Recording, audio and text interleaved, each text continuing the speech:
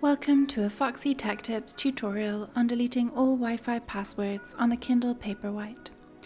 If you find this tutorial helpful, please consider subscribing to my channel and liking the video. From the Kindle homepage, tap the three dots button in the top right.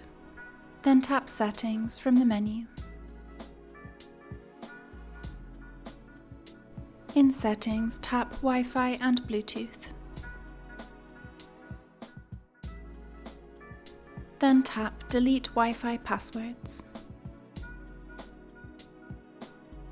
Tap Delete on the pop-up.